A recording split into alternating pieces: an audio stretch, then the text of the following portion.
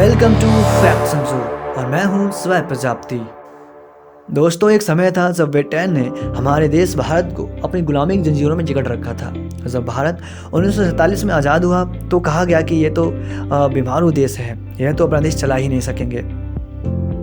लेकिन आज स्थिति बिल्कुल उलट है।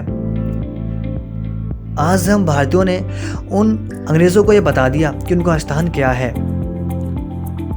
जी हाँ दोस्तों, हुरून रिसर्च इंस्टीट्यूट के सबसे अधिक यूनिकॉर्न वाले देशों में किए गए शोध से पता चला है कि भारत ने एक तीसरा स्थान प्राप्त किया है और अब सबसे अधिक यूनिकॉर्न वाले देशों की सूची में भारत तीसरे नंबर पर है। हालांकि संयुक्त राज्य अमेरिका और चीन पिछले वर्षों की तरह सूची में हावी हैं। भारत में कुल 119 यूनिकॉर्न्स हैं, जिसमें 65 यूनिकॉर्न विदेशों में भारतीयों द्वारा और 54 भारत में स्थापित किए गए हैं। भारतीय एडटेक स्टार्टअप कंपनी वाइजू 21 अरब डॉलर के मूल्यांकन के साथ भारत में सबसे मूल्यवान यूनिकॉर्न बनकर उभरी है। Mobile and tech company InMobi 12 अरब डॉलर के मूल्यांकन के साथ दूसरे स्थान पर रही और ओयो रूम्स 9.4 अरब डॉलर के मूल्यांकन के साथ भारत में तीसरे सबसे अधिक मूल्यवान यूनिकॉर्न थी। शोध में रिपोर्ट में यह भी उल्लेख किया गया है कि इस वर्ष कुल सूची में 673 न्यू यूनिकॉर्न्स और 201 ड्रॉप ऑफ देखे गए। ड्रॉप ऑफ इस कारण थे कि या तो वे कंपनियां सार्वजनिक हो गईं या उनका अधिग्रहण कर लिया गया, जब कुछ को डिमोट कर दिया गया और क्योंकि उनका मूल्यांकन $1 बिलियन के निर्धारित चिन्ह से नीचे चला गया था। रिपोर्ट में यह भी उल्लेख किया गया कि बेंगलुरु भारत में सबसे अधिक यूनिकॉर्न का घर है। यूनिकॉर्न वे निजी कंपनियां होती हैं या स्टार्टअप हैं जिनका मूल्यांकन $1 बिलियन से अधिक होता है। अगर हम भारतीय रुपयों में बात करें तो 7,000 करोड़ होता है। दोस्तों, यूनिकॉर्न्स वो कंपनियां होती हैं जिनकी वैल्यूएशन 7,000 करोड़ से अधिक होती है। जैसे कुछ लोग मिलकर एक कंपनी बनाते हैं और इस कंपनी में बाहर के लोग जो इन्वेस्टर्स होते हैं वो पैसा लगाते हैं। जब वो कंपनी ग्रो करती है और जब वो ग्रो करते हुए 7,000 करोड़ का जो मार्क है वो पास कर लेती है, तब उस कंपनी को कहा जाता है यूनिकॉर्न।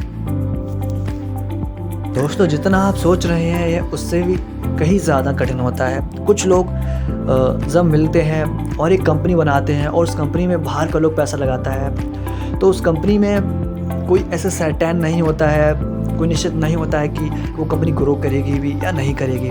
जब बाहर के लोग आते हैं उसमें पैसा लगाते हैं तो वो कंपनी ग्रो करती है और जब कंपनी ग्रो करती है तो और भी लोग देखते हैं कि हाँ, इसमें इसका फ्यूचर है, इसमें अगर हम इन्वेस्ट करते हैं पैसे तो इसमें पैसे हमारे बढ़ सकते हैं, इसमें हमारी ग्रोथ है।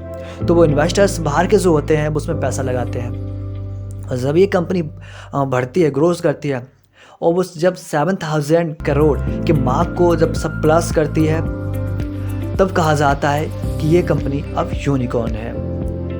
और ऐसा भी नहीं है कि भारत में ये एकदम से धड़ाधड़ उत्पन्न होने लगे हैं। इसके पीछे देखो, भारत ने बहुत ही मेहनत की है, हमारी जो कंट्री, हमारी गवर्नमेंट ने बहुत मेहनत की है, स्टार्टअप्स प्रोग्राम चलाए गए हैं, ऐसी नीतियाँ बनाई गई हैं जिसके कारण जो स्टार्टअप्स हैं वो ग्रो कर सकें। ऐसा एनवायरनमेंट तैयार किया गया है जिससे जो गवर्नमेंट्स हैं, जो एंटरप्रेन्योर्स हैं, जो स्टार्टअप्स को बनाते हैं, चलाते हैं, वो इस एनवायरनमेंट में फल फूल सकें, जिससे हम भी अपने देशों में एप्पल, अमेज़न और वॉलमार्ट जैसी कंपनियों को खड़ा कर सकें, जिससे हमारे लोग, हमारे ही इंडियंस को, हमारे जो भारतीय लोगों को एम्प्लॉयमेंट दे सकें।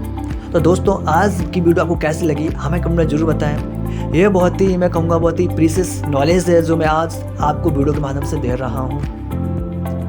आप क्या सोचते हैं और कौन से ऐसे रिफॉर्म्स किए जाने चाहिए हमारे देश में जिससे और ऐसे स्टार्टअप्स और ऐसे यूनिकॉर्न्स उत्पन्न हो और हमारी कंट्री की इकोनॉमी में कंट्रीब्यूट करें? हमें कमेंट में ऐसे राय ज़रूर बताएं और ऐसे इन्फॉर्मेटिव और ज़रूर वीडियो को देखने के लिए हमारे चैनल को सब्सक्राइब करना ना भूलें। अब मिलते हैं एक ऐसी इन्फॉर्मेटिव और ज़रूरी वीडियो के साथ, तब तक के लिए जय हिंद, जय भारत।